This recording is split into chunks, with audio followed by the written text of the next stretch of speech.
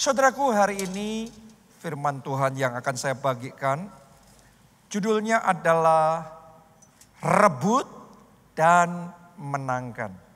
Itu adalah take over ya, bagian yang keempat.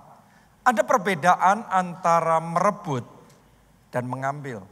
Kalau kita mengambil barang, ya misalnya saya ambil barang ini dengan mudah. Tapi merebut itu seringkali melibatkan kekuatan. Merebut itu melibatkan agresivitas. Merebut itu kadang-kadang pakai dengan paksa. Benar? Karena itu take over. Seperti itulah bangsa Israel harus merebut tanah perjanjian. Karena mereka tidak akan mendapatkan tanah perjanjian tanpa merebut. Hanya mengambil, hanya meminta. Nggak dapat. Mereka hanya bisa mengalami penggenapan janji Tuhan ketika mereka mulai bangkit dan take over. Bangkit dan kemudian berani merebut. Tahukah saudara, untuk Anda dan saya mengalami penggenapan janji Tuhan dalam hidup kita, seringkali akan ada tantangan. Seringkali akan ada kuasa-kuasa kegelapan yang berusaha untuk menghalangi kita. Doa saya Anda tidak pasrah saja, Anda tidak pasif, tapi doa saya iman yang dipunyai Yosua, Anda juga punya dalam hidup saudara. Mentalitas yang dipunyai oleh generasi Yosua, Anda juga punya dalam hidup saudara. Untuk apa? Bangkit dan merebut setiap janji Tuhan dalam hidup kita. Doa saya, Anda punya kekuatannya, Anda punya imannya, Anda menjadi aktif, bahkan proaktif. Anda merebut setiap janji Tuhan itu di dalam hidup saudara. Oke, kita baca Yosua pasalnya yang ke-18, ayat 2 dan ayat yang ketiga. Pada waktu itu masih tinggal 7 suku di antara orang Israel yang belum mendapat bagian milik pusaka. Artinya gini, harusnya 12 suku bangsa Israel, semuanya Tuhan janjikan dapat wilayah di tanah Kanaan. Dapat wilayah di tanah perjanjian. 1 suku dapat, 2 dapat, 3, 4, 5 dapat. Tapi ditulis di sini masih berapa banyak? 7 suku belum dapat. Jadi separuh aja belum. Padahal Tuhan janjinya 100%. Mereka mungkin hanya dapat 40%. Ini ayat Alkitab yang baru aja kita baca. Nah karena itu lihat ini. Pesannya Yosua kepada mereka supaya semua janji Tuhan bisa mereka alami di dalam kehidupan mereka. Ayat yang ketiga. Sebab itu berkatalah Yosua kepada orang Israel. Berapa lama lagi kamu bermalas-malas sehingga tidak pergi menduduki negeri yang telah diberikan kepadamu oleh Tuhan Allah nenek moyangmu. Dan kalau Anda baca di ayat-ayat berikutnya lagi, basically yang Yosua ngomong sama mereka, ayo jangan kayak gini terus. Ayo jangan bermalas-malasan, ayo jangan pasif, ayo bangkit dan mulai rebut. Wilayah yang sana rebut, wilayah yang sana rebut juga. Daerah sebelah sana rebut juga. Dan ketika mereka agresif bergerak untuk merebut, maka daerah yang tadinya belum dapat, sekarang dapat. Saya berdoa iman seperti itu Anda punya dalam hidup saudara. Mungkin setiap dari kita sudah mengalami beberapa penggenapan janji Tuhan. Yang ini Tuhan janjikan kita dapat. Yang ini kita alami penggenapannya. Tapi mungkin masih banyak yang belum kita alami. Dan selama ini mungkin kita lebih pasif, kita nunggu tiba-tiba hal itu terjadi. Tapi hari ini firman Tuhan berbicara kepada saudara, ayo bangkit dan mulai agresif. Ayo bangkit dan mulai take over. Ayo bangkit dan mulai bergerak. Ayo bangkit dan mulai rebut setiap janji Tuhan dalam hidup saudara. Amin. Semua yang Tuhan sudah janjikan dalam hidup saudara, semuanya tersedia. Tapi Tuhan mau kita bangkit dan take over. Bangkit dan rebut janji Tuhan itu. Doa saya, kemenangan yang Tuhan sudah janjikan, Anda bisa rebut itu. Doa saya kesembuhan yang Tuhan sudah sediakan, Anda bisa rebut itu.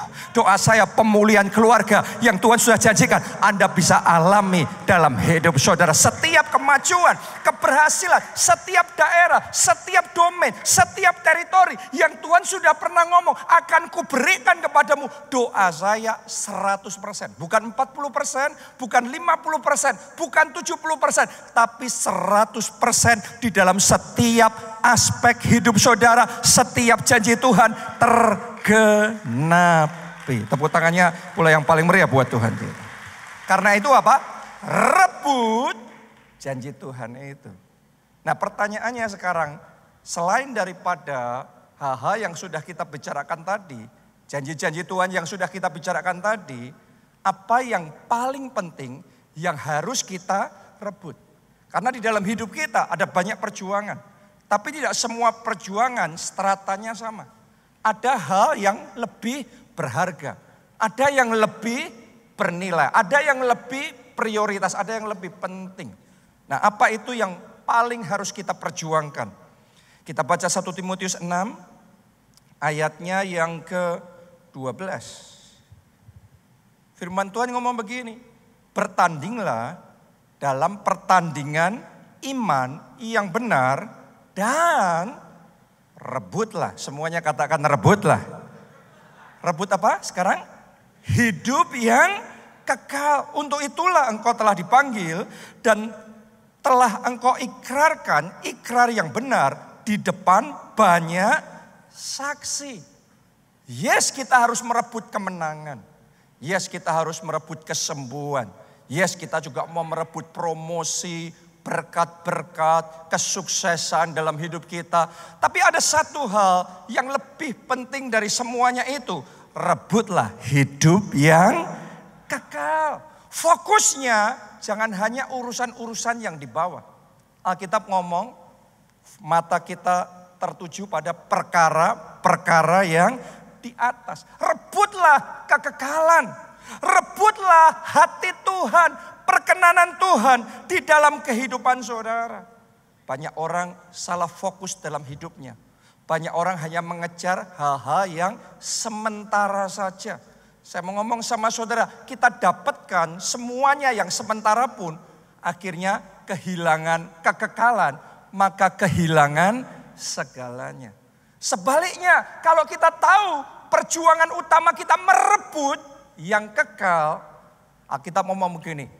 Carilah terlebih dahulu kerajaan Allah dan kebenarannya, maka semuanya akan ditambahkan kepadamu. Doa saya setiap jemaat keluarga Allah di tempat ini, Anda juga yang mengikuti secara online, Anda tidak salah fokus, Anda tidak salah prioritas. Berjuang untuk semuanya oke, tapi doa saya yang utama dalam hidup saudara adalah merebut perkenanan Tuhan, merebut hati Tuhan. Perjuangannya menyenangkan hati Tuhan, visi Tuhan harus tergenapi, rencana Tuhan harus tergenapi dalam hidup saudara. Tepuk tangannya pula yang paling meriah buat Tuhan kita.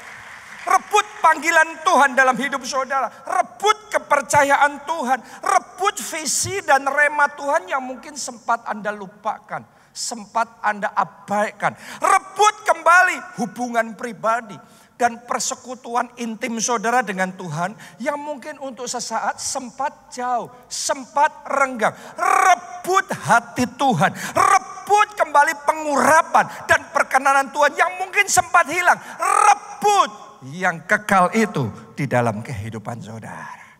Tahukah saudara, ini yang dilakukan oleh Daud di dalam kehidupannya. Kita semua tahu bahwa Daud ini adalah seorang pahlawan yang gagah perkasa. Ya, banyak hal yang dia alami dalam hidupnya.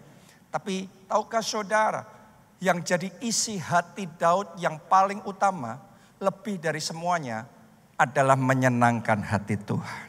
Adalah yang namanya kekekalan. Dia akan berjuang. Bahkan setelah dia jadi raja pun, yang dia ingat nomor satu adalah Tuhan. Sebelum dia jadi raja, dia masih jadi gembala domba.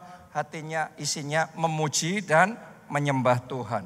Dalam kitab Mazmur itu kumpulan banyak sekali mazmur-mazmur yang diciptakan mengalir keluar dari hatinya Daud untuk menyenangkan hati Tuhan. Ketika Daud sudah jadi raja, Daud nggak lupa itu. Daud bahkan bangun yang namanya Pondok Daud.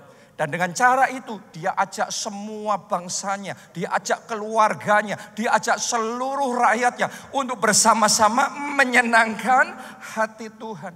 Bahkan di masa tuanya pun dia masih kepikiran bagaimana untuk membesarkan kerajaan Allah. Sehingga kerajaan Allah ditegakkan di bumi seperti di surga. Dia menyediakan dari perbendaharaannya pribadi. Dia mengerahkan segalanya untuk pembangunan rumah Tuhan. Hatinya Daud itu cuma satu, menyenangkan hati Tuhan. Hatinya Daud cuma satu, yaitu merebut hati Tuhan. Dan karena itu dia dapat hati Tuhan.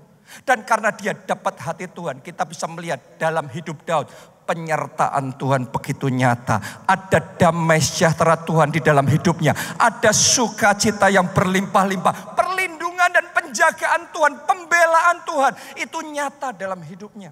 Memang hidup tuh nggak lancar, ada masalah, ada tantangan, tapi hidup kita akan beda. Sama-sama menghadapi masalah, sama-sama menghadapi tantangan. Kita hadapi sendiri pasti beda sama kalau Tuhan beserta kita. Dan karena Tuhan beserta dengan Daud, siapapun yang dia hadapi, tantangan sebesar apapun yang dia alami, akhirnya dia menang. Karena Tuhan yang bela. Dan kalau Tuhan yang buka pintu, siapa yang bisa tutup pintunya? Kalau Tuhan yang mengangkat Daud, siapa yang bisa menurunkannya? Tuhan yang mengokohkan dan Tuhan yang memberkati Daud berlimpah-limpah. Kuncinya adalah Daud perjuangannya merebut hati Tuhan. Ya, Anda bisa melihat, benar dia diberkati Tuhan. Benar dia dibuat sukses, dia berlimpah-limpah hidupnya. Tapi hatinya nomor satu adalah menyenangkan hati Tuhan. Doa saya, setiap kita di tempat ini, kita masing-masing punya kerinduan. Mungkin Anda punya kerinduan masalah saudara selesai. Mungkin Anda punya kerinduan sakit penyakit saudara disembuhkan. Mungkin kita punya kerinduan macam-macam. Ada promosi di dalam pekerjaan kita. Ada ekspansi di dalam bisnis kita. Dan lain sebagainya. Tapi saya ajak saudara untuk ingat. Ada satu yang lebih dari segalanya. Yaitu kerinduan untuk menyenangkan hati Tuhan. Kerinduan untuk merebut hati Tuhan. Merebut perkenanan Tuhan di dalam hidup saudara. Tahukah saudara, ketika Anda memutuskan untuk beribadah hari ini, sebenarnya mungkin Anda bisa punya acara lain, agenda yang lain, tapi Anda memprioritaskan ibadah kepada Tuhan nomor satu. Tahukah saudara, itu menyenangkan hati Tuhan. Ketika Anda ambil keputusan untuk melayani Tuhan, sebenarnya Anda bisa duduk manis dan gak ngapa-ngapain. Tapi untuk Tuhan Anda sediakan waktu saudara. Anda sediakan talenta saudara. Anda sediakan tenaga saudara. Untuk terlibat di dalam pelayanan. Itu pun menyenangkan hati Tuhan. Itu pun merebut hati Tuhan. Ketika saudara membawa persembahan yang terbaik buat Tuhan. Semua orang membawa persembahan. Tapi saudara buat Tuhan melakukan lebih. Anda buat Tuhan selalu hanya yang terbaik buat Tuhan. Itu pun menyenangkan hati Tuhan. Ketika saudara ambil keputusan untuk juga ikut membangun Pondok Daud. Di gereja kita ada yang namanya Pondok Daud. Karena kita meneladani teladan dari Daud. Banyak orang kita cuma seminggu sekali. Tapi ada orang-orang yang menyediakan hidupnya lebih. Kita datang ke Pondok Daud. Datangnya bukan untuk agenda kita. Datangnya cuma untuk menyenangkan hati Tuhan. Datangnya untuk menyentuh hati Tuhan. Datangnya untuk menaikkan pujian penyembahan dengan ucapan syukur. Saya mau ngomong sama saudara. Itu pun diperhitungkan, itu pun merebut hati Tuhan. Itu akan mendatangkan perkenanan Tuhan dalam hidup saudara. Dan doa saya sama seperti pembelaan Tuhan ada dalam hidup Daud. Pembelaan Tuhan ada dalam hidup saudara. Anugerah Tuhan ada dalam hidup saudara. Favor Tuhan melimpah di dalam hidup saudara. Boleh katakan amin. Ayo kita kasih tepuk tangannya yang paling meriah buat Tuhan kita. Jadi kuncinya apa? Merebut hati Tuhan lebih dari segalanya. Itu yang dilakukan oleh Pak Obaja ketika Tuhan panggil dia pada waktu itu untuk menjadi gembala, menjadi hamba Tuhan sepenuh waktu. Kerinduannya semata-mata hanya untuk membalas kebaikan Tuhan. Karena dulu Pak Obaja merasa dia adalah seorang remaja yang gak punya masa depan. Dia punya masalah dengan rambutnya rontok seluruhnya, semuanya saudaraku. Rambut di atas kepala, ya, alis, semuanya, sekujur tubuhnya. Sehingga saking dia malunya dibully sama teman-temannya di sekolah, SMP kelas 2 dia tidak selesai. Jadi dia benar-benar jadi orang yang sangat minder, dia nggak berani ketemu sama siapa-siapa. Bahkan kalau ada family yang datang ke rumah, dia cuma sembunyi di kolong ranjang. Nggak pernah berani ketemu sama orang. Dia jadi orang yang sangat minder dan dia merasa nggak punya harapan. Tapi ketika dia berseru sama Tuhan, Tuhan dengar doanya. Dan kemudian Tuhan sembuhkan dia. Tuhan kasih rambut yang baru sama dia. Tuhan berikan hidup yang baru kepada dia. Dan karena itu Tuhan mulai menyertai dia. Dan dia mulai berhasil. Dalam pekerjaannya dia berhasil. Dalam bisnisnya dia berhasil. Sampai akhirnya Tuhan panggil dia untuk menjadi hamba Tuhan sepenuh waktu. Di puncak keberhasilannya. Tapi yang luar biasa saudaraku. Karena dia kepingin membalas kebaikan Tuhan. Dia ngomong iya sama Tuhan. Dan ternyata jawaban ya, respon yang seperti itu merebut hati Tuhan. Itu menyenangkan hati Tuhan. Dan ketika hati Tuhan disenangkan, apa yang tidak terpikirkan, apa yang tidak terbayangkan, lebih dari yang kita rencanakan. Itu yang Tuhan kerjakan. Akhirnya Tuhan berkarya lebih. Akhirnya Tuhan menyatakan kemuliaannya. Akhirnya Tuhan pakai Pak Obadja untuk jadi berkat buat Indonesia. Bahkan sampai bangsa-bangsa. Hari ini saya ngomong sama saudara. Mari belajar untuk menyenangkan hati Tuhan.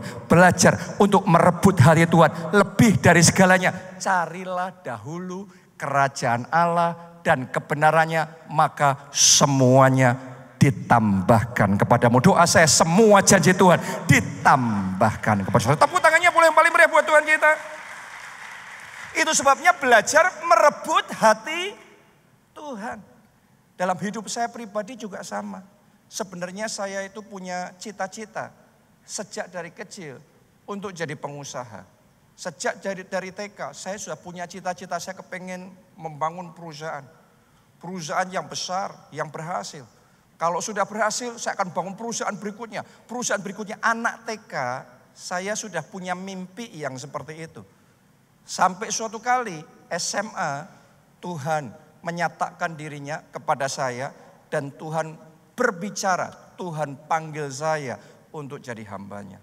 Buat saya nggak mudah, karena beda sama rencana saya. Beda sama cita-cita saya. Tapi sekali lagi, hati ini cuma satu. Menyenangkan hati Tuhan. Sekalipun beda dari yang saya rencanakan, beda dari yang saya inginkan. Tapi karena Tuhan yang panggil, saya ngomong, ya Tuhan, pakai aku Tuhan untuk rencanamu, untuk hormat dan kemuliaanmu. Itu sebabnya sampai hari ini saudaraku, saya merasakan dalam hidup saya ini, saya nggak sempurna, ya saya juga punya kekurangan, kelemahan, kesalahan. Tapi saya merasakan begini, ada tangan Tuhan yang nyata dalam hidup saya. Ada favor Tuhan yang nyata dalam kehidupan saya. Tidak pernah saya ditinggalkan oleh Tuhan. Selalu ada penjagaan Tuhan. Selalu ada pembelaan Tuhan. Selalu ada pertolongan Tuhan nyata. Saya berdoa hati yang sama. Hati yang rindu menyenangkan hati Tuhan. Merebut hati Tuhan. Mulai hari ini ditimbulkan dalam hati saudara. Dibangkitkan dalam hati saudara. Bukan hanya hati untuk mengejar sukses. Bukan hanya hati untuk diri sendiri. Untuk kepentingan. Untuk berkat kita sih. Tapi hati untuk menyenangkan Tuhan. Lebih dari segalanya. Anda yang mau boleh katakan amin. Amin. Amin. Dan tepuk tangannya boleh yang paling meriah buat Tuhan kita. Siapa yang mau belajar untuk menyenangkan hati Tuhan? Siapa yang mau merebut hati Tuhan? Tahukah saudara, ada banyak cara untuk kita menyenangkan Tuhan. Ada banyak cara untuk kita merebut hati Tuhan. Tapi hari ini saya mau bagikan satu hal yang paling. Sekali lagi ya, ada yang paling diharapkan, yang paling dinantikan oleh Tuhan. Apa itu? Kita baca yuk di 1 Timotius 2 ayat 3 sampai ayat yang keempat. Firman Tuhan ngomong begini. Itulah yang baik dan menyenangkan hati Allah, penyelamat kita. Ayat 4.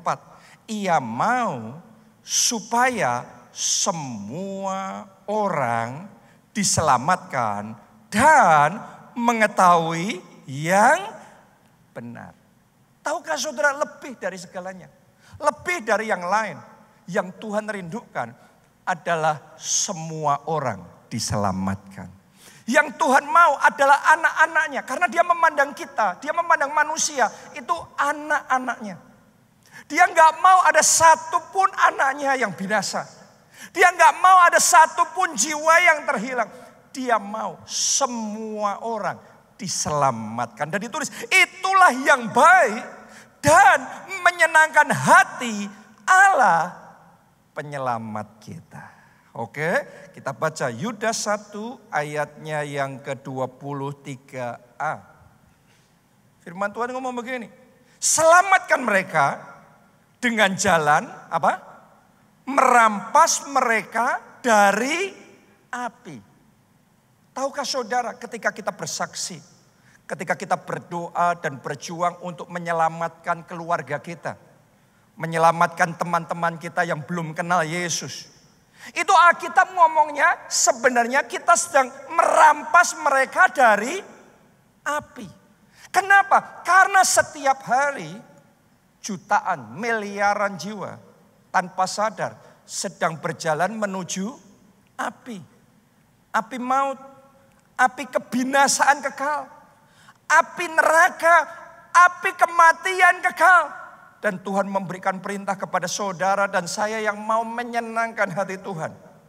Rampas mereka dari api. Bukan cuma himbau mereka, bukan cuma sarankan mereka, tapi bahasa yang dipakai, rampas mereka dari api. Berjuang dengan semua yang Anda bisa lakukan untuk merampas keluarga saudara dari api neraka yang menyala-nyala. Untuk merampas dan menyelamatkan teman-teman saudara, sahabat, orang-orang di sekeliling saudara dari kebinasaan kekal. Ini adalah panggilan kita. Ini adalah perjuangan yang Tuhan mau kita lakukan kalau kita mau menyenangkan hati Tuhan.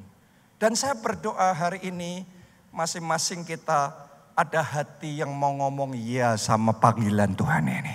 Ya sama firman Tuhan ini. Oke? Karena kalau kita nggak meresponi, kadang kita nggak menyadari dampaknya seperti apa. Saya membayangkan seandainya orang yang dipakai oleh Tuhan untuk bersaksi kepada Pak Obajak tidak meresponi. Tahukah saudara bahwa Pak Obajak, orang tua saya, keluarga kami itu awalnya gak percaya Tuhan, gak percaya setan. Gak percaya adanya surga, gak percaya adanya neraka. Ya sudah, kita manusia hidup ya sudah. Yang namanya hidup yang penting kerja, sukses. Kita kaya, intinya cuma itu aja. Ya, jadi kita nggak ngerti sama sekali tentang surga neraka. Kita nggak ngerti bahwa di balik kehidupan ini ada kehidupan kekal selamanya bersama dengan Tuhan. Saya nggak kebayang seandainya orang yang diutus oleh Tuhan untuk bersaksi kepada Pak Obajak, dia enggan untuk bersaksi. Dia merasa sungkan, nanti kalau cerita tentang Yesus, nanti gimana ya, nanti saya dinilai apa, nanti saya dianggap fanatik, nanti gimana ini itu. Dan akhirnya dia tidak cerita tentang Yesus. Maka mungkin sampai hari ini Pak Obajak belum diselamatkan. Maka mungkin sampai hari Pak Obajak belum menerima pertolongan dan kesembuhan yang dari Tuhan. Dan mungkin sampai hari ini keluarga kami, termasuk saya, bahkan belum kenal Yesus. Dan mungkin sampai hari ini nggak ada gereja keluarga Allah, nggak ada ribuan keluarga yang harusnya bisa dipulihkan, tapi tidak dipulihkan. Ribuan orang yang harusnya bisa diselamatkan, tetapi tetap binasa. Kalau satu orang itu tidak bersaksi, maka dampaknya bukan cuma satu, tapi dampaknya kadang-kadang tidak kita sadari, lebih besar dari yang kita pikirkan. Tapi saya bersyukur karena ada satu orang yang ngomong ya, ketika diutus oleh Tuhan. Ketika ada satu orang yang mau ceritakan pertolongan Tuhan, kebaikan Tuhan, ada kuasa di dalam nama Yesus, ada kesembuhan, ada keselamatan, ada pertolongan di dalam nama Yesus. Dan dari kesaksiannya Pak Obadja bertobat, maka dari satu pertobatan menghasilkan ribuan, puluhan ribu jiwa diselamatkan. Bahkan sampai dampaknya jadi berkat sampai ke bangsa-bangsa. Hari ini saya ajak saudara untuk buka hati untuk terima amanat agung Yesus Kristus. Kalau kita mau menyenangkan hati Tuhan, ayo kita baca bersama Matius 28 ayat 19 sampai ayat 20. Tuhan Yesus sendiri yang ngomong begini. Karena itu pergilah, jadikanlah semua bangsa muridku dan baptislah mereka dalam nama Bapa dan Anak dan Roh Kudus, dan ajarlah mereka melakukan segala sesuatu yang telah kuperintahkan kepadamu, dan ketahuilah aku menyertai kamu senantiasa sampai kepada akhir zaman. Ini adalah amanat agung. Kita semua tahu ya, banyak perintahnya Tuhan, banyak amanatnya Tuhan. Tapi yang namanya amanat agung, berarti ini amanat yang terbesar, amanat yang tertinggi. Ini disetarakan dengan love God, love people with passion. Hukum terutama yang pertama, hukum terutama yang kedua, apa itu? Kasihlah Tuhan Allahmu dengan segenap hatimu, segenap jiwamu, segenap kekuatanmu. Yang kedua, kasihlah sesamamu manusia seperti dirimu sendiri. Kenapa saya menganggap ini sama? Sederhana, karena ketika Anda meresponi amanat agung Yesus Kristus untuk bersaksi, untuk menjadikan semua bangsa muridnya, artinya saudara memenuhi isi hatinya Tuhan, yaitu semua orang diselamatkan. Artinya ketika kita bersaksi, sebenarnya kita sedang love people with passion, love our friends with passion, love our family with passion. Kita sedang mengasihi teman kita, keluarga kita dengan segenap hati kita. Seperti diri kita sendiri, kita mau kita diselamatkan, mereka juga diselamatkan. Kita percaya satu orang diselamatkan, seisi keluarganya juga harus diselamatkan. Dan hari ini saya nubuatkan dalam nama Tuhan Yesus, melalui hidupmu, keluargamu dipertobatkan, keluargamu diselamatkan, keluarga besarmu terima anugerah keselamatan. Tepuk tangannya yang paling meriah buat Tuhan kita. Kisah Para Rasul 19 ayatnya yang ke-10. Hal ini dilakukannya 2 tahun lamanya. Hal ini itu adalah bersaksi, memberitakan Injil, memberitakan kabar baik, membagikan Yesus, melayani jiwa-jiwa. Paulus lakukan itu selama 2 tahun. Dan apa hasilnya? Sehingga semua penduduk Asia mendengar firman Tuhan, baik orang Yahudi maupun orang Yunani. Jadi ini adalah perjuangan Paulus. Dia bukan hanya sekenanya. Dia bukan cuma sambil lalu. Amanat agung itu bukan sampingan. Tapi dia tahu itu menyenangkan hati Tuhan. Dan perjuangan dalam hidupnya adalah merebut hati Tuhan. Karena itu dia put effort.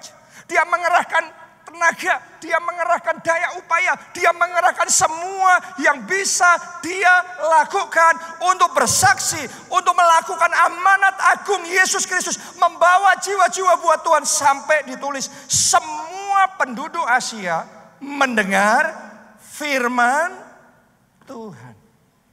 Doa saya melalui kesaksian saudara, keluargamu mendengarkan firman, teman-temanmu bisa mendengarkan firman. Sampai semua orang di sekeliling saudara melalui kesaksianmu, mereka mendengarkan kabar baik.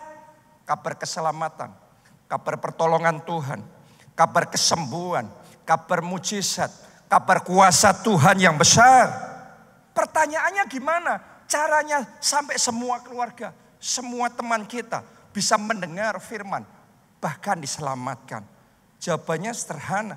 Sebenarnya gak usah mikir muluk-muluk. Mulailah dengan 1 jiwa. Boleh gak semuanya jarinya kayak gini dan ngomong mulai dengan satu jiwa. Coba semuanya katakan saya mau mulai. Lebih keras katakan saya mau mulai dengan satu jiwa. Lihat ini caranya Paulus. Dia start with one soul. Dia mulai dengan satu orang. Roma 16 ayatnya yang kelima.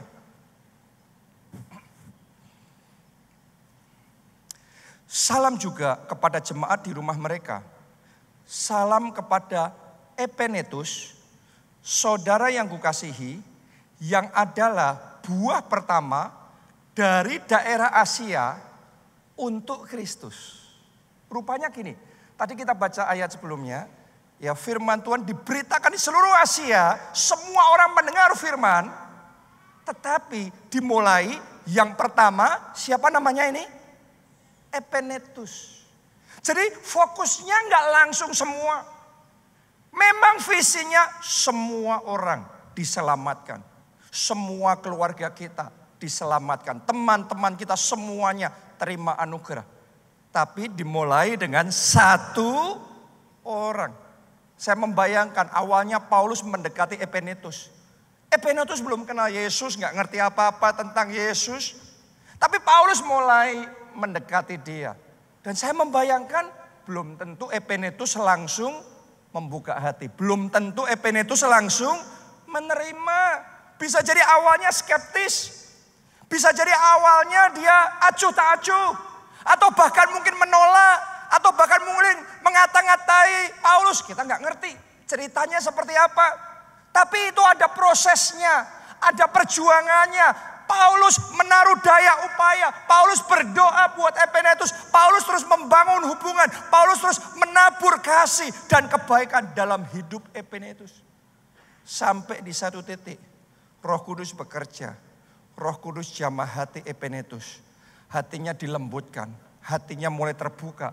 Dan sampai di satu titik Epenetus terima Yesus sebagai Tuhan dan Juru Selamat. Dan Paulus ngomong ini buah pertama dari Asia. Pertanyaan saya sama saudara, siapa Epenetus saudara? Siapa satu jiwa pertama yang Anda sudah bersaksi dan bawa kepada Yesus? Mungkin sebagian dari kita bahkan belum pernah bersaksi. Mungkin sebagian dari kita bahkan belum pernah untuk memberitakan kabar baik. Tapi doa saya melalui firman Tuhan hari ini, api Roh Kudus dinyalakan dalam hati saudara. Keberanian ilahi dikobarkan dalam hati saudara. Dan mulut saudara diurapi, disertai mulai hari ketika engkau berkata-kata, maka kabar baik diberitakan. Ketika engkau berkata-kata, maka ada kuasa Tuhan menyertai. Ketika engkau berkata-kata, maka hati orang yang tertutup dibuka hatinya, yang keras dilembutkan hatinya. Dan melalui hidup saudara, Epenetus akan dipertobatkan, akan diselamatkan untuk kemuliaan Tuhan. Boleh nggak kita kasih tepuk tangannya yang paling meriah buat Tuhan kita? Buat saya saudaraku, Epenetus itu adalah teman SMP saya. Ya, jadi diawali dari pertemanan. Itu sesuatu yang sangat natural. Natural tapi supernatural. Ya karena kita banyak pergi ke sini, pergi ke situ, bareng-bareng, main bersama. Dia yang tadinya belum kenal Yesus. Dia yang tadinya belum pernah ke gereja. Dia yang tadinya ya orangnya baik. Orangnya baik, tapi dia enggak tentang yang Tuhan-Tuhanan gitu.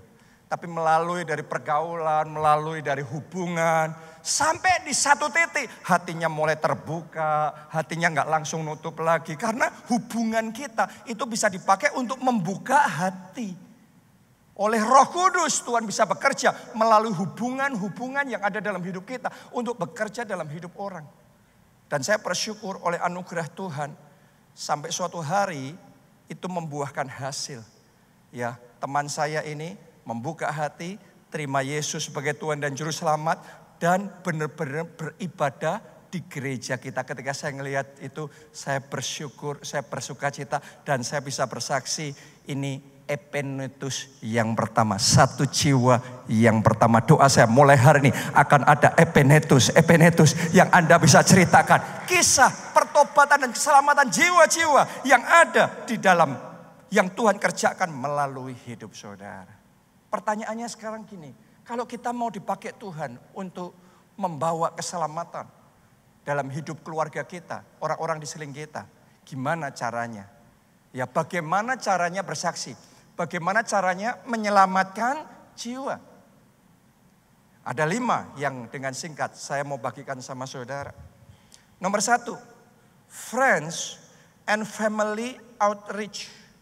Jadi penjangkauan keluarga dan teman-teman. Yang saya tadi sampaikan sama saudara, yaitu semuanya melalui relationship, melalui hubungan.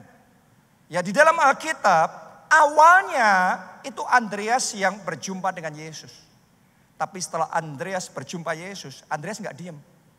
Dia ceritain Yesus kepada Simon Petrus. Setelah itu gantian Simon Petrus yang ketemu sama Yesus. Gak lama esoknya ada Filipus. Yang ternyata juga dari orang satu daerah dengan Andreas dan Simon Petrus. Kemungkinan dia dengarnya tentang Yesus dari teman-temannya ini. Akhirnya itu pun dijangkau juga dan jadi murid Yesus. Setelah itu berikutnya Nathanael. Tahukah saudara cara Tuhan bekerja itu? Dari satu orang ke orang berikutnya. Dari satu orang diselamatkan. Terus keluarga itu semuanya diselamatkan. Dalam satu komunitas akan ada satu orang pertama di komunitas itu yang akan dipertobatkan dan diselamatkan. Dan dari satu orang itu nanti seluruh komunitas itu akan diselamatkan.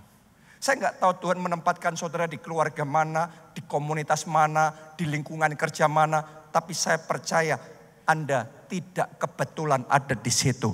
Ada rencana Tuhan. Tuhan mau pakai saudara supaya melalui hidup saudara, melalui hubungan-hubungan yang ada dalam hidup saudara, jiwa-jiwa diselamatkan. Dalam keluarga istri saya, Pastor Nita, yang pertama kali terima Yesus dimulai dari maminya. Maminya tadinya juga dari keluarga yang belum kenal Yesus. Gak ada yang ke gereja. Tapi dari adik emaknya, dia mulai diperkenalkan kepada Yesus. Setelah itu dia disekolahkan di sekolah Kristen.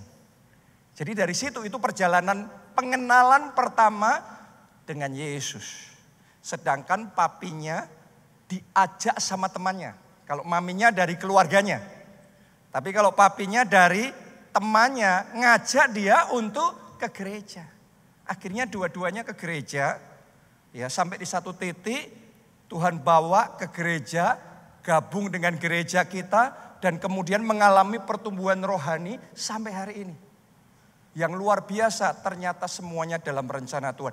Karena papi maminya ke gereja kita, ya anak-anaknya satu persatu juga ikut ke gereja. Di gereja ketemu sama saya.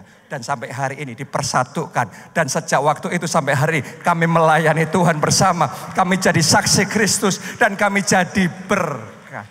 Amin. Coba Anda bayangkan. Kalau seandainya temannya papinya gak ngajak dia ke gereja. Kalau seandainya keluarganya, maminya gak ngajak dan memperjuangkan dia ke gereja. Mungkin hari ini saya melayani tanpa Pastor Nita. Mungkin masih akan sangat terbatas sekali. Tapi karena ada orang-orang yang mau dipakai oleh Tuhan untuk bekerja dalam keluarganya dan dalam hidup teman-temannya. Maka tangan Tuhan itu ajaib. Doa saya, Tuhan pakai saudara. Tuhan pakai saudara. Tuhan pakai saudara untuk membawa keselamatan dalam hidup keluarga dan teman-teman saudara. Amin. Yang kedua, bagaimana kita bisa menyelamatkan jiwa? Melalui testimony outreach atau penjangkauan melalui kesaksian. Ini hal yang paling indah. Karena ini kita nggak perlu berdebat macam-macam. Ya, kita kadang-kadang sebagian orang caranya menginjil bersaksi ya orang beda-beda ya. Ada yang harus berdebat gini gitu. Tapi ada yang namanya testimony outreach. Sesederhana apa yang kita alami sama Tuhan kita ceritakan. Apa yang orang lain sudah alami bersama dengan Tuhan, keluarga kita alami bersama dengan Tuhan, kita ceritakan. Ceritakan mujizat Tuhan, ceritakan pertolongan Tuhan, ceritakan kebaikan Tuhan.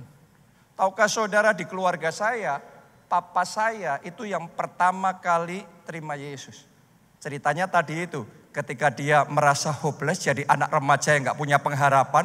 Terus ada temannya yang ngomong, kamu sudah coba ke semua dokter, coba ke semua tempat keramat, kenapa gak coba kamu berdoa sama Yesus? Dan sejak saat itu dia berdoa dan dia disembuhkan. Jadi itu adalah kebaikan Tuhan, pertolongan Tuhan. Dan dia adalah orang pertama di keluarga kami yang terima Yesus. Jadi dia gak perlu cerita doktrin macam-macam berdebat. No. Dia hanya ceritakan kehidupannya. Dia hanya ceritakan kebaikan Tuhan dan pertolongan Tuhan, kesembuhan dan mujizat Tuhan kepada keluarganya. Dari satu papa saya diselamatkan, sampai hari ini sudah sekian puluh tahun papa saya diselamatkan oleh anugerah Tuhan satu demi satu, dari kakaknya, dari kokonya, dari ciciknya, dari keluarganya yang ini, keluarganya yang itu. Dan sekarang oleh anugerah Tuhan sebagian besar, sangat banyak dari keluarga kami dipertobatkan dan diselamatkan. Doa kami adalah satu orang diselamatkan, seisi keluarganya diselamatkan. Caranya bersaksi sederhana, yaitu kebaikan Tuhan, pertolongan Tuhan. Dan setiap orang dalam hidupnya pasti butuh pertolongan Tuhan. Setiap orang dalam hidupnya butuh keajaiban dan mujizat dari Tuhan. Hari ini saya ajak saudara, setiap kebaikan Tuhan jangan disimpan untuk diri sendiri dong. Ayo kita saksikan, ayo kita bagikan. Dan kemudian ayo kita perkenalkan Yesus kepada mereka. Ayo kita berjuang supaya mereka juga diselamatkan. Yang mau katakan amin, dan kita kasih tepuk tangannya yang paling meriah buat Tuhan kita. Yang ketiga, how to win soul, bagaimana menyelamatkan jiwa, yaitu good work outreach, atau penjangkauan melalui kasih dan pekerjaan baik, perbuatan baik. Kita baca 1 Petrus 2 ayatnya yang ke-12. Alkitab ngomong begini, milikilah cara hidup yang baik di tengah-tengah bangsa-bangsa bukan Yahudi, supaya apabila mereka memfitnah kamu sebagai orang durjana, mereka dapat melihatnya dari perbuatan-perbuatanmu yang baik dan memuliakan Allah pada hari Ia melawat mereka. Coba renungkan ayat ini. Berarti awalnya mereka menuduh dan mereka salah sangka dan mereka mengata-ngata yang tidak-tidak. Tapi tetap dikatai yang tidak-tidak, tetap jadi istri yang baik. Tambah kenal Yesus, tambah jadi istri yang baik. Tambah rajin pelayanan, tambah jadi anak yang baik. Dan tahukah saudara, perbuatan baik seperti itu, perubahan hidup yang baik seperti itu adalah kesaksian yang kuat di mata orang-orang di sekeliling kita. Mungkin mereka nggak langsung ngomong, tapi mereka kan berpikir dalam hatinya. Mereka kan bisa melihat, wow, ada yang berbeda dari dia. Ada perubahan yang positif, ada buah-buah kehidupan yang nyata, yang bisa dia rasakan dalam hidup kita. Dan Roh Kudus akan bekerja dengan caranya yang ajaib. Melalui pikiran-pikirannya, melalui hatinya. Mulai hati yang keras akan dilembutkan. Mulai hati yang tertutup akan terbuka. Pasti ada sesuatu nih. Ya, sampai dia bisa berubah kayak gitu. Apa ini? Gimana ceritanya? Apa rahasianya? Seperti apa Yesus? Dan saya percaya itu momen. Dan saya yakin di sini juga banyak orang yang mengalami seperti itu. Ada orang-orang yang diselamatkan karena melihat perubahan hidup yang baik dalam hidup keluarga dan teman-teman yang dia kenal. Doa saya dalam hidup saudara, dimanapun Tuhan menempatkan saudara, di dalam pekerjaan, jadilah bos yang baik, jadilah rekan kerja yang baik, jadilah staf yang baik, sekretaris yang baik, oke? Di keluarga jadilah anak yang baik, jadilah kakak, adik yang baik. Mari dimanapun kita berada, bersaksilah melalui perbuatan-perbuatan baikmu. Sehingga melalui kesaksianmu banyak orang dijamah hatinya dan diselamatkan. Kita kasih tepuk tangan yang paling meriah buat Tuhan kita. Yang keempat, church invitation atau undangan untuk datang ke gereja. Anda bisa bersaksi dengan Anda ajak teman saudara ke gereja. Anda ajak sahabat saudara ke gereja. Kenapa? Karena ini perintah Tuhan. Kita baca yuk di Lukas 14 ayat 22 sampai ayat yang ke-23. Ditulis begini. Kemudian hamba itu melaporkan, Tuan, apa yang Tuhan perintahkan itu sudah dilaksanakan. Tetapi sekalipun demikian masih ada tempat.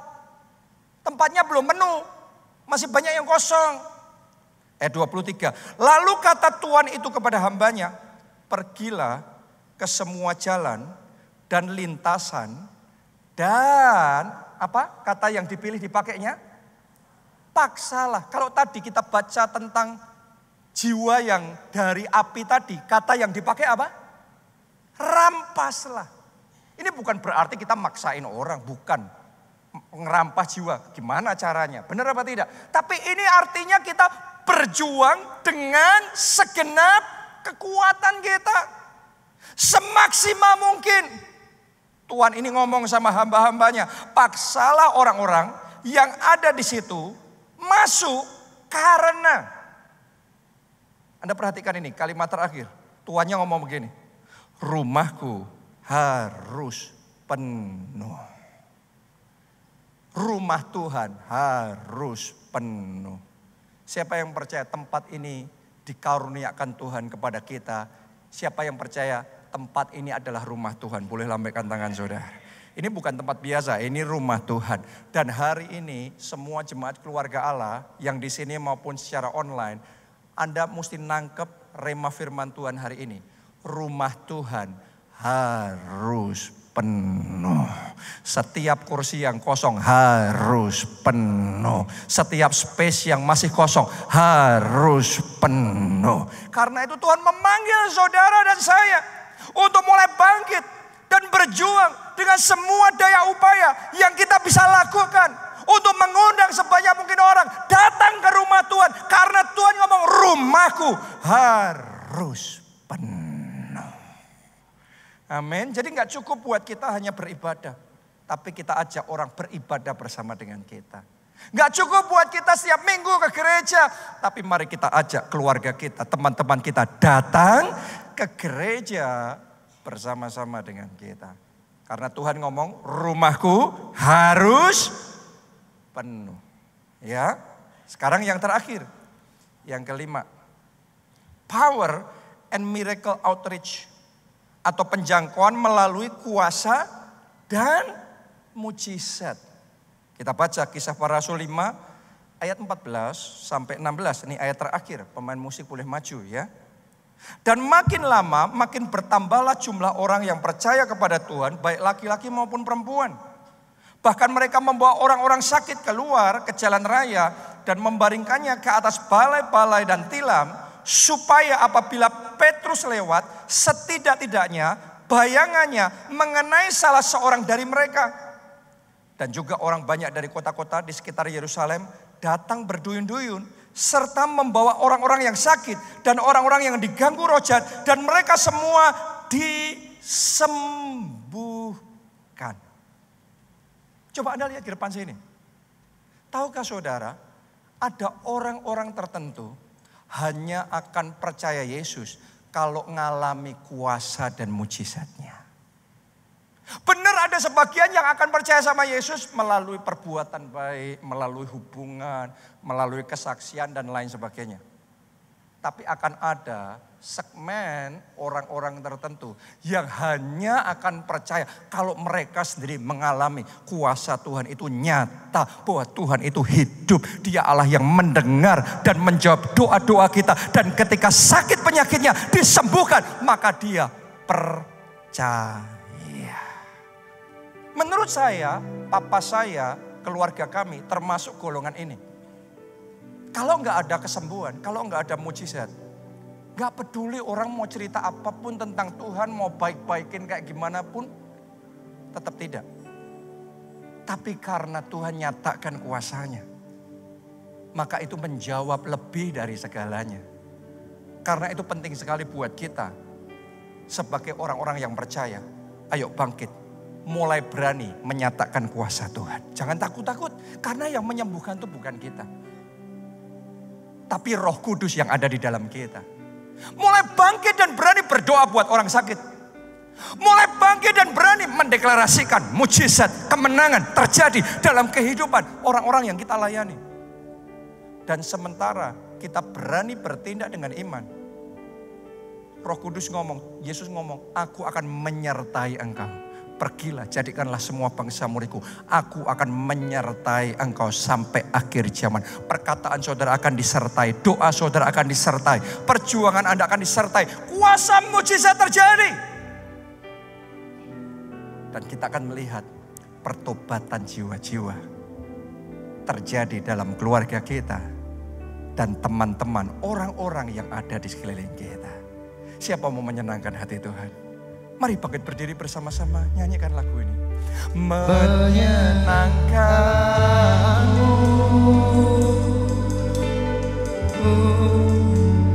menyukakanmu,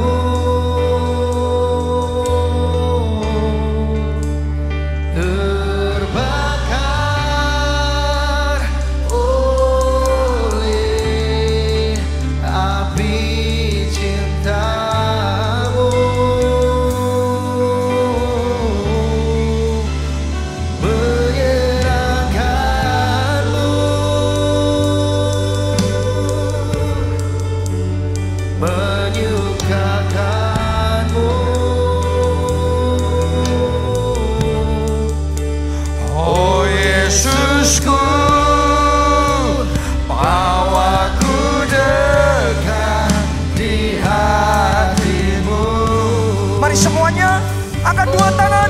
Katakan bersama-sama, menyenangkanmu,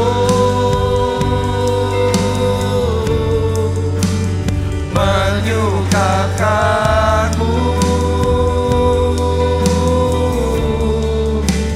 terbakar oleh api cintamu. Menyenangkanmu, menyukakanmu, oh Yesusku, bawaku dekat di hatimu. Hari ini kita sudah belajar bahwa untuk mengalami penggenapan janji Tuhan, gak cukup menunggu, gak cukup pasif. Yosua ngomong, kamu sudah dapat separuh. Tapi untuk yang separuh lagi, kamu gak boleh males-malesan, gak boleh berpuas diri, gak boleh nyaman dan ngomong sudah cukup. Dia ngomong sama 7 suku itu, ayo bangkit, kejar itu, bangkit, take over itu, bangkit, ambil itu, bangkit, rebut itu. Hari ini saya mau berdoa, roh iman seperti itu dikobarkan dalam hidup saudara. Roh iman untuk take over itu dibangkitkan dalam hidup saudara. Anda yang mau punya roh iman seperti itu, angkat 2 tangan saudara, katakan ya Tuhan. Ya Tuhan. Lebih keras katakan ya Tuhan. Ya Tuhan. Iman untuk take over. Iman untuk take over. Kobarkan itu dalam hidupku. Mari semuanya berdoa, kobarkan ya Tuhan. Aku gak lagi pasif, aku gak lagi hanya menunggu, tapi aku mau aktif, agresif, bergerak dan merebut setiap wilayah, setiap janji Tuhan dalam hidupku, setiap visi dan rema yang Tuhan sudah berikan. Aku akan bangkit dan take over. Take over, breaking limit, expanding borders. Berikan iman ya Tuhan, berikan keberanian, berikan agresivitas ilahi dalam hidupku untuk take over. Take over. Sehingga setiap janji Tuhan tergenapi. Tergenapi. Terima kasih. ajak saudara untuk agresif rebut perkenanan Tuhan dalam hidup saudara. Rebut hati Tuhan. Mari belajar senangkan hati Tuhan. Ada banyak hal kita bisa menyenangkan hati Tuhan. Tapi ada satu hal yang paling istimewa di hati Tuhan. Adalah ketika kita bangkit dan berjuang supaya anak-anaknya yang terhilang bisa diselamatkan. Firman Tuhan ngomong, rampas mereka dari api, rampas keluargamu dari api, rampas teman-temanmu dari api.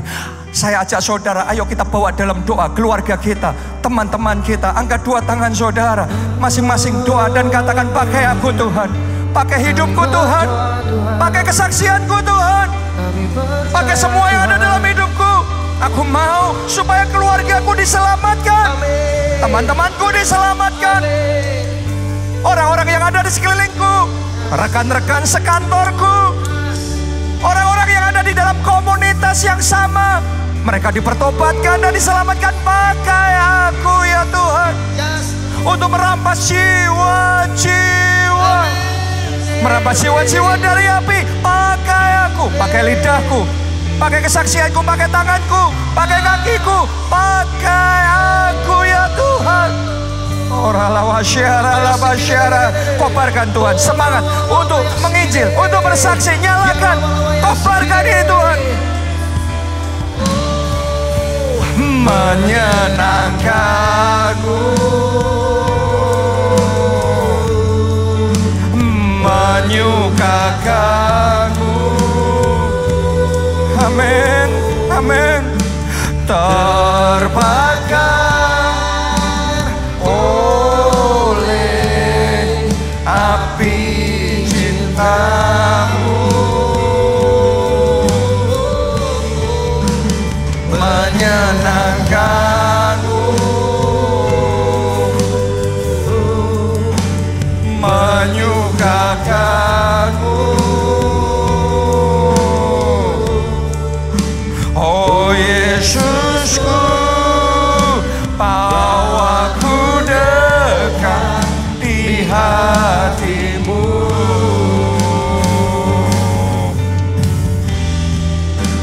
Oh Yesusku, bawaku dekat di hatimu. Amin. Oh Yesusku,